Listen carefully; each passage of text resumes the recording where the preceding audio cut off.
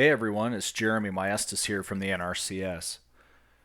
Before we get into the more detailed information throughout the rest of the workshop, I always like to start by asking participants, uh, what's one of the first questions we ask when we're kids? Those of you with kids probably know right away, right? It's always why, why, why. Well, guess what? Human beings really don't change that much, and many of the people we work with will always be wondering, why should we do this before they're ready to move on to the how and how much.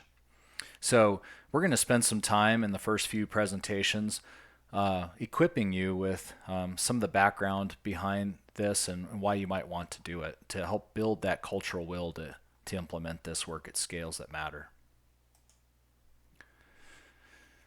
So our outline for this first section, I will be covering how we're building resilience of riverscapes and working lands through this approach. And others will introduce us to the scope of the problem and the need for low tech, this concept of stage zero, providing a new reference condition that challenges us to reimagine what riverscapes could be. And of course, that design manual is going to be a critical resource for you throughout the workshop. Specifically, you could reference Chapter 1 for this background and purpose information. And I like to give a personal account of what brought us here. And by us, I mean the NRCS, and specifically our sage grouse initiative effort under our Working Lands for Wildlife approach across the West. And what brought us here was a bird. It's the sage grouse. Sage grouse is a native grouse species about the size of a chicken, and it occupies 186 million acres of sagebrush ecosystems across 11 western states.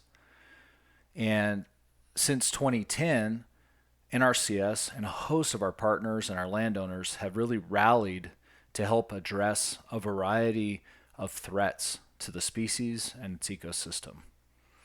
And it's just been this incredible effort. We've seen a ton of success, over 1,800 ranchers engaged, improving some 7 million acres.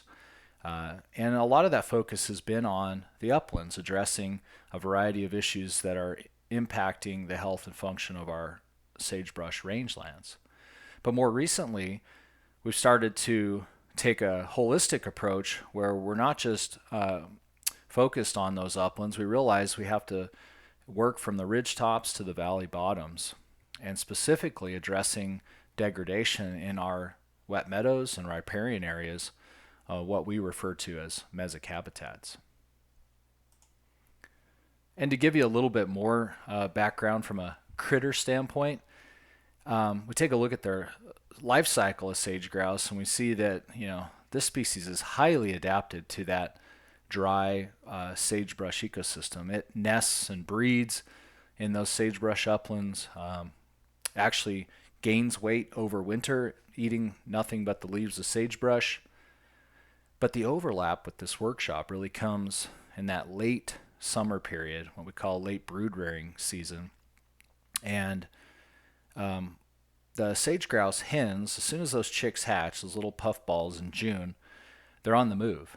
And they are chasing that green line as the desert dries up. And what they're after are those wildflowers or forbs and insects, so that they can grow from a tiny little chick to the size of a football by October. If you were to fly over the West, you'd see these resources from 30,000 feet. They are places of high contrast. They're the little bastions of and reservoirs of soil moisture that are retained, and everything's drawn to them in the summer. We like to refer to these as Emerald Islands in the Sagebrush Sea.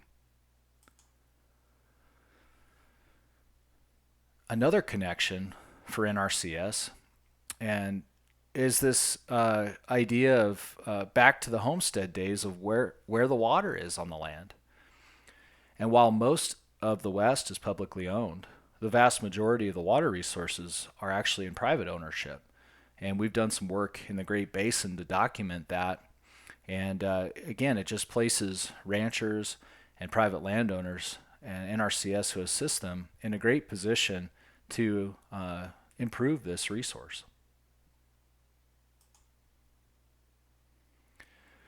And this is where I typically say in our workshops, and that's the last time you'll hear me talking about sage grouse. And it's because in the West, water is life. It's life for everything. Not only a diverse suite of fish and wildlife species, but also the people, ranchers and farmers who depend on that critical and limited water resource. And if you know how to read the landscape, you can see the signs of degradation written across it.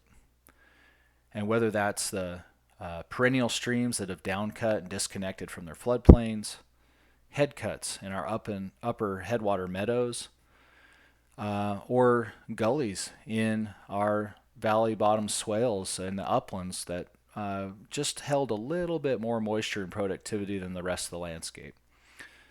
And then, of course, on a much broader scale, we've seen vegetation change, like conifer expansion, that has really influenced that hydrologic function of the watershed.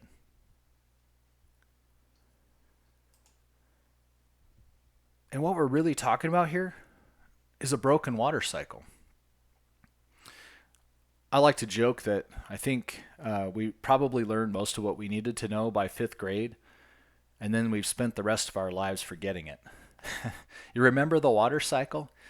What we're talking about here is taking that very limited amount of precipitation we get in the West and holding on to it longer on the land in the form of soil moisture, groundwater, so that it does good things for us and produces all those ecosystem services and values before we send it on out to the ocean or back to the atmosphere.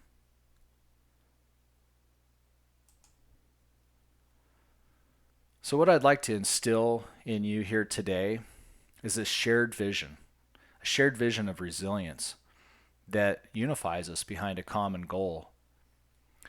We can take systems like the one depicted here on the left, these drainage ditches, and restore that natural function and processes. That rebuilds the storage capacity of those soils to retain moisture, improve productivity, and ultimately increase the resiliency of these systems. And by resilience, I mean resilience to drought, fire, flooding. So in closing, what is NRCS specifically doing to build resilience? Well, this sage grouse effort has really helped bring a lot of clarity to us about what tools are in the toolbox to help move towards this shared vision. And we've categorized those types of activities into 2 buckets. The first are things that are pretty costly, and so we won't be able to do them over very large extents, and that includes things like our conservation easements that keep working lands working, keep water on the land and not irrigating golf courses in Vegas or Phoenix. It's the traditional mechanical Tonka toy work that, it still has a place. We just aren't able to do a lot of it because it's too costly. And then there's this other bucket that's really exciting to me, that are lower cost things that perhaps we could do at scales that really matter. That includes the work we're going to be talking about in the workshop, the low-tech restoration, but also things like grazing management, some of spring work and protection in the headwaters, and then, of course, conifer removal to address that hydrologic function in the uplands. So we're really excited about this, what we call a campaign to reawaken the West to what's possible, and appreciate all of you joining us here for the workshop.